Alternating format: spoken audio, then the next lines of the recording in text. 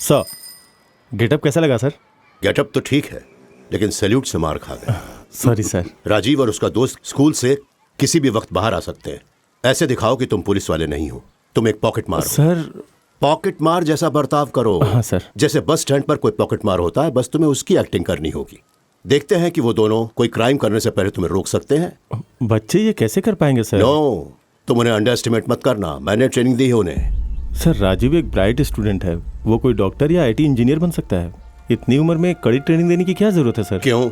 होशियार बच्चों को सिर्फ डॉक्टर इंजीनियर ही बनना चाहिए। क्रिमिनल्स भी दिन ब दिन होशियार होते जा रहे हैं। उन्हें रोकने के लिए हमें डिपार्टमेंट में होशियार लोगों की जरूरत है। Now go, take a position. Sure, sir. गो।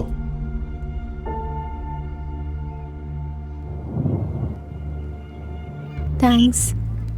ए राजीव, वहाँ क्या कर रहा है? लगता है बारिश होने वाली है। चल। अभी तुम जाओ, कल मिलेंगे, ठीक है?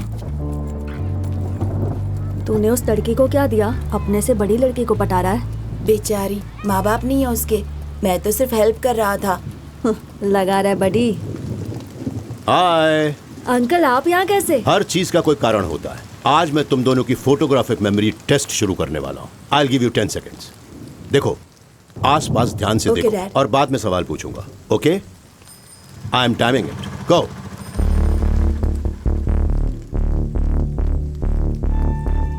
That's it. तुम्हें कुछ सस्पिशियस दिखाई दिया? अब याद करो कि तुमने क्या देखा।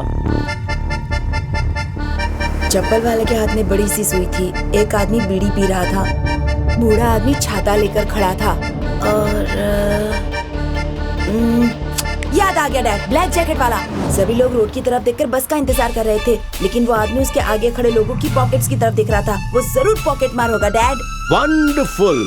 आज तुम्हें चॉकलेट मिलेगी।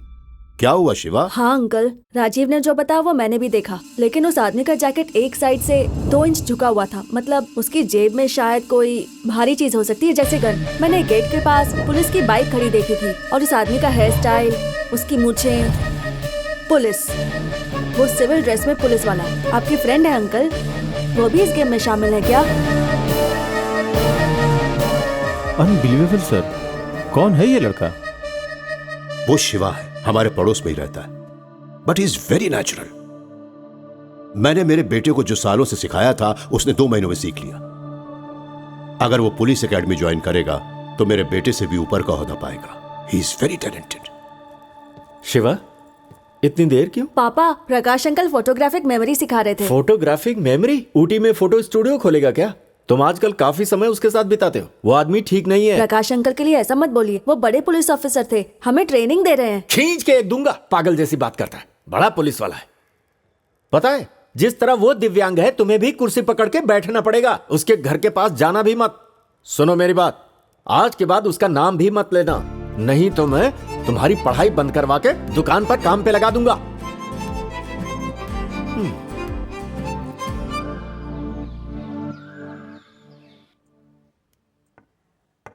अच्छा, तुम्हारी नजर मेरी रानी पर है। अब तुम चाल चलो। देखो शिवा, कितनी भी कोशिश कर लो, मेरी रानी को छू नहीं पाओगे। चेक। कोई चाल नहीं बची तुम्हारे पास। चेकमेट। राजीव, डैड बुला रहे हैं, मैं अभी आता हूं।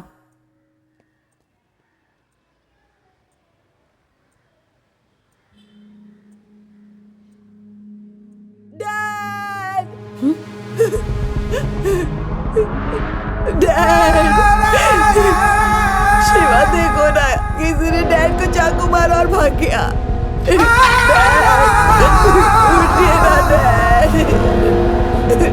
डैड, डैड, शिवा कुछ करो ना।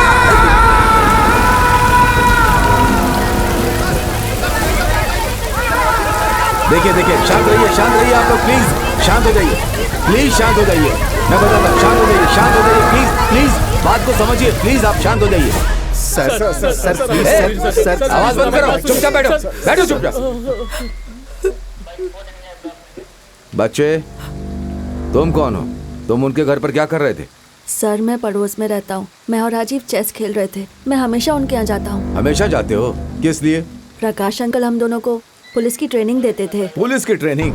क्या बोल रहे हो? थोड़ा डिटेल में कहो। सर, आपने उन लोगों को भागने दिया, आपके पास कोई सबूत नहीं है और हमसे ऐसे पूछ रहे हैं जैसे हम मुजरिम हैं। जबान खींच लूंगा तुम्हारी। मुझसे जबान चलाते हो, लॉकअप में डाल दूंगा। आप नहीं कर सकते सर, नाबालिग को पुलिस स्टेशन लाना भी कानून के खिलाफ है। बहुत जबान चलती है तुम्हारी ना। अपने आप को क्या समझते हो?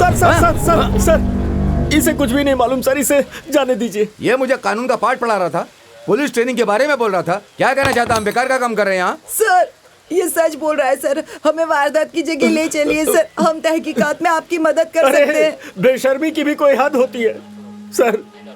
ये मैथ सीखने के लिए उनके घर जाता था क्योंकि ये सब्जेक्ट मुझे नहीं आती है, इसीलिए ये मेरे मना करने के बावजूद वहां जाता था। साहब, मेरा रिकॉर्ड एकदम क्लीन है साहब। हम उनके पड़ोस में ही रहते, बाकी उनके बारे में हमें कुछ भी नहीं पता। गाड़ी जाते हुए देखी थी। तू अभी बिल्कुल चुप रहे साहब। मैं अपने बेटे को हमारे हाथ में नहीं देख सकता साहब, इसे छोड़ दीजिए साहब। किशोर भाई, तुम ही कुछ समझाओ ना। सर, ये कभी किसी लफड़े में नहीं पड़ता, हमेशा अपने काम से काम रखता है। ये कोई मामूली मर्डर केस नहीं है, highly sensitive police murder case है। डिपार्टमेंट की इज्जत दांव पे लगी है। हमें ऊपर से ऑर्डर्स हैं कि जल्द से जल्द खूनी को अरेस्ट करें। जिस कार में भागे थे वो कार रास्ते में एक बिजली के खंबे से टकराई, फिर वो उसे छोड़कर भाग गए। सिर्फ इन दोनों ने ही उन्हें देखा है। मैंने इलाके के सारे गुंडों को राउंड अप किया है, इन्हें उनकी शिनाख्त करनी है। राकेश जी सर। उनका एड्रेस और फोन नंबर मिला क्या? मिल गया सर। देखिए मेरी बात सुनिए, जब भी मुझे इसकी जरूरत पड़ेगी आपको लेकर आना होगा। जाइए।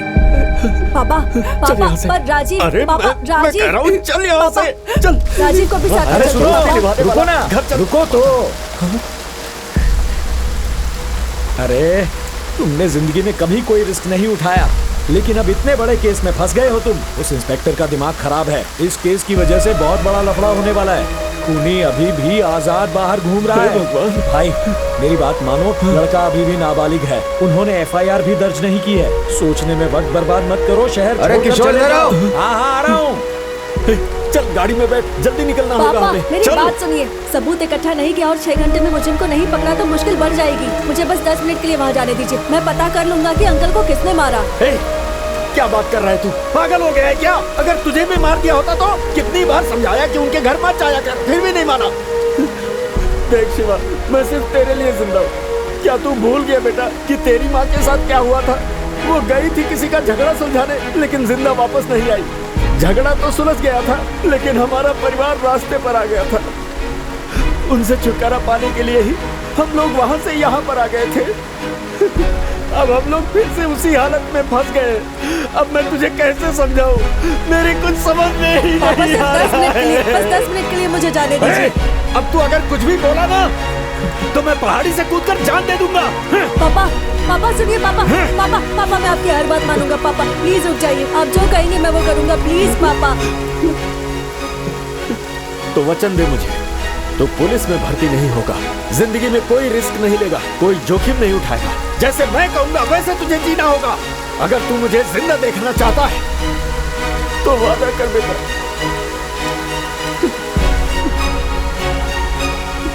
वादा करता हूँ।